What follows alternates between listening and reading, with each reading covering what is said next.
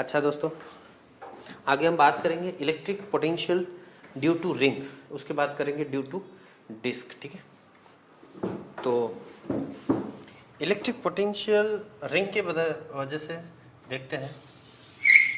ये एक रिंग बना है, पहले हम सेंटर में देखेंगे। मतलब मेरा पहला जो क्वेश्चन है वो है electric field due to ring, ठीक है, जिसकी रेडियस दी है r दी है, ठीक है, और and charge on that ring is q, ठीक है। तो उसके अंदर आपको पहला डिस्कशन करना है एट सेंटर ऑफ, ठीक है। हाँ सॉरी, इलेक्ट्रिक पोटेंशियल निकालना है। ये फील्ड तो पहले ही निकाल चुके, एट सेंटर ऑफ रिंग, और दूसरा at any point on axis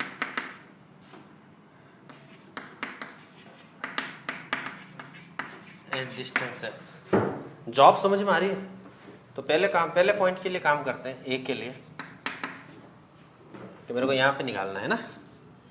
अब जिस हिसाब से आपको दिया है कि पूरी रिंग पे जो है वो चार्ज फैला हुआ है, इलेक्ट्रिक फील्ड वेक्टर होने की वजह से जीरो हो गया था। मैंने कहा इसने इधर लगाया, उसने इधर लगाया, इसने इधर लगाया, उसने इधर लगाया, इलेक्ट्रिक फील्ड जीरो।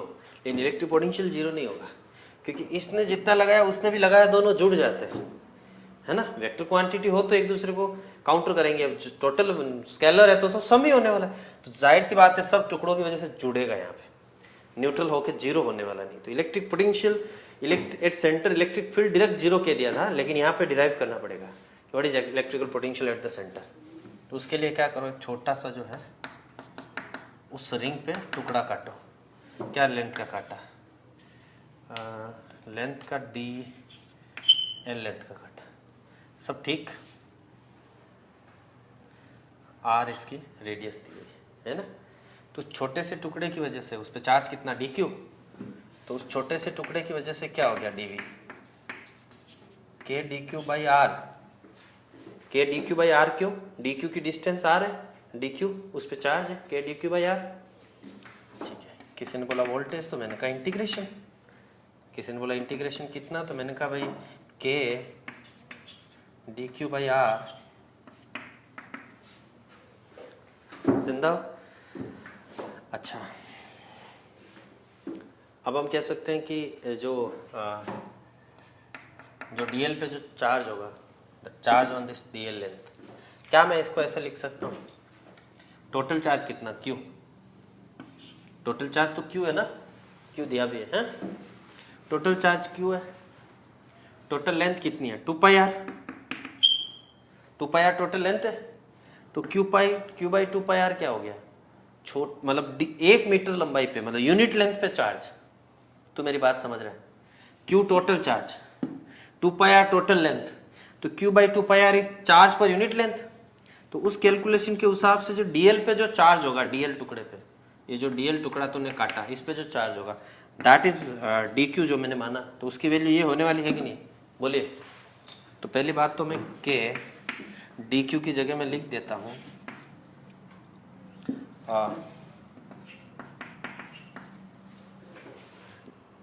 DL। अच्छा, आपको लग रहा होगा ये 2 पाई R स्क्वायर क्यों लिखा मैंने, क्योंकि 2 पाई R एक तो मेरे को पहले से ही मिला हुआ है, और एक R यहाँ पे था, तो इसकी वजह से, है ना। सब ठीक, वेरी गुड। कांस्टेंट टर्म बाहर आ जाएगी, K Q 2 पाई R स्क्वायर सब कांस्टेंट है, अंदर सिर्फ DL बचा। अच्छा, ये इंटीग्रेशन कहाँ से कहाँ तक कर रहे हो, यहाँ से काटना शुरू किया, कट करते करते करते करते करते करते करते करते यहीं तक आ गए वापस। मतलब 0 से शुरू किया और कट करते करते करते करते 2 पाई R तक कट किया, ठीक है। तो क्या करूँ, इंटीग्रेट बिटवीन 0 से 2 पाई R ना, वेरी गुड। तो यहाँ पे लिख देता हूँ 0 से 2 पाई R। कोई दिक्कत वाली बात?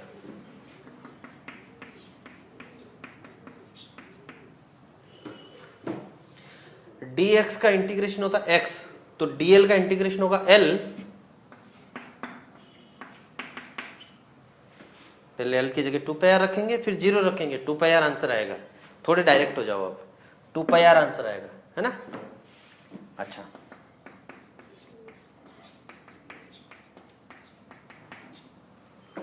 तो 2 पाई r से 2 पाई r कट गया, तो k क्यूब बाई r आया आंसर। क्या आया, समझ में आया बच्चा?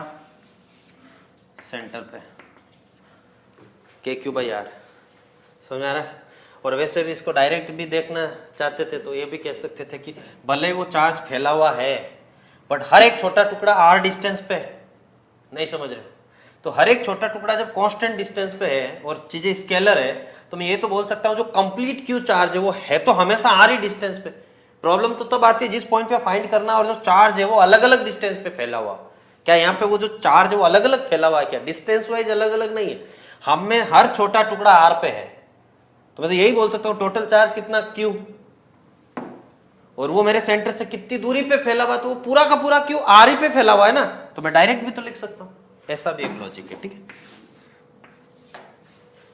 अच्छा, इसके बी पार्ट पे जाते हैं, जाए। बी पार्ट क्या है? At axis distance of x। तो क्या करते हैं, ये जो है ये रिंग है, जिंदा हो, इससे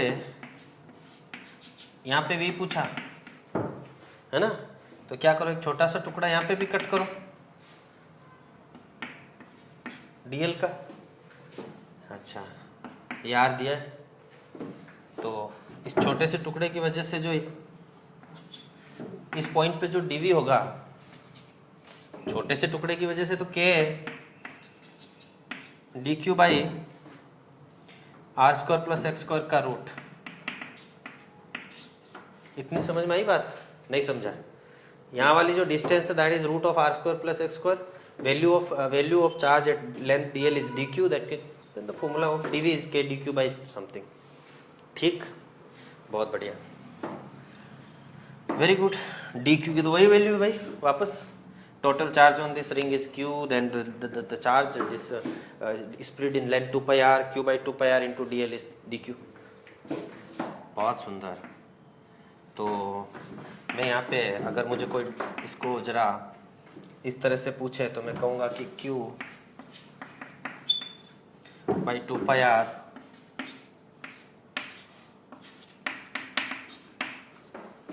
क्या बोलता है? यही तो मतलब हुआ भाई, डी क्यू की जगह q d l by 2 pi r रख दिया, ठीक है। So v is integration of d v. ठीक चल रहा है कि नहीं चल रहा है? तो इंटीग्रेशन ऑफ डी वी, अच्छा, तो के q d l upon 2 pi r root of are square plus x square. Integrate कहाँ से कर रहे हो? यहाँ से करके वापस, मतलब वही 0 से 2 पाई आर है ना, DL varying from 0 to 2 pi r. कोई दिक्कत? इंटीग्रेशन की रेंज तो वही है भाई, आप टुकड़े काटने कहाँ से शुरू किए? 0 से, फिर कट कट करते करते करते कहाँ तक किए? 2 पाई आर तक रखा, जिंदा है, इंटीग्रेट कर लो। अच्छा, कांस्टेंट हम बाहर आ जाएगी, के कांस्टेंट है, क्यू कांस्टेंट है, 2 कांस्टेंट है, पाई कांस्टेंट है, आर कांस्टेंट है, और r square plus x square भी कांस्टेंट, बिकॉज एक्स भी कांस्टेंट, आर भी कांस्टेंट, तो ये टर्म भी कांस्टेंट है। ऐसा नहीं कि इसको इंटीग्रेशन में अंदर ही रख दो, सिर्फ डीएल अंदर बचेगा। देख, नहीं समझ रहे हैं? नहीं समझ रहा है? क्या अंदर बचेगा? डीएल अंदर जो बचेगा उसको अंदर, जो बाहर आएंगे उसको बाहर। के क्यू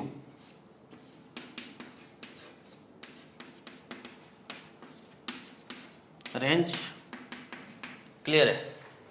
जिंदा हो? बहुत बढ़िया, ये वी था, ठीक है। क्या इंटीग्रेशन आएगा इसका? एल, वापस हायर लिमिट। तो ऐसे देखते हैं ना तो मेरे को ना बड़ा टेंशन होता है यार।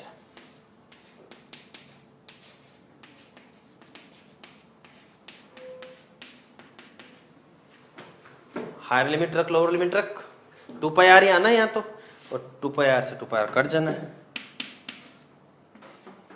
क्या मैं डायरेक्ट कर दूं? इतना सा किया हुआ भी है यहाँ पे, 2 पाई आर से 2 पाई आर कटेगा, यहाँ पे भी 2 पाई आर रखेगा, फिर इससे कट जाएगा के क्यू बाई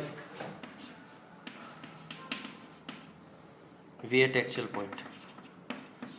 अब फॉर्मूले से आइडिया लगा कि यहाँ पे भी कुछ वैसा ही हो रहा है, डायरेक्ट अजम्पशन भी कर सकते थे, वन शॉट आंसर भी दे सकते थे। इस पॉइंट पे निकालना है ना। क्या ये मानता है कि अगर एक रिंग बनाऊं मैं, ये रिंग है, समझ, ये रिंग ली मैंने सामने और मैं उसके सेंटर में यहाँ खड़ा हूं, क्या हर एक डीएल मुझसे सेम डिस्टेंस पे, हर एक छोटा टुकड़ा उसका काटूंगा, वो मुझसे तो हमेशा इसी डिस्टेंस पे रहना है ना यार। तो मेरी बात नहीं समझ रहे, मैं क्या बोलना चाह रहा हूँ।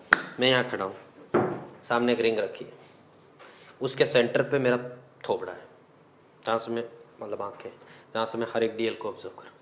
क्या वो हर एक डीएल मेरी आँख से सेम डिस्टेंस पे है, क्योंकि मैं एक्सेस पे हूँ? नहीं समझ रहा। हर एक डीएल क्या मेरी आंख से सेम डिस्टेंस पे है? तो अगर हर एक डीएल मेरी आंख से सेम डिस्टेंस पे है तो उस डीएल पे जो चार्ज है डीक्यू वो भी तो सेम डिस्टेंस पे। तो कहने का मतलब पूरी थ्रू आउट द रिंग जितना चार्ज फैला हुआ क्या मेरे इस पॉइंट से सेम डिस्टेंस पे है? तो क्या मैं डायरेक्ट लिख सकता हूं के that charge Q by direct distance and that distance is root of are square plus x square. अरे यार, तो के Q by root of are square plus x square is the final result at the axial point, यानी axial point of the ring. ठीक, बहुत सुंदर।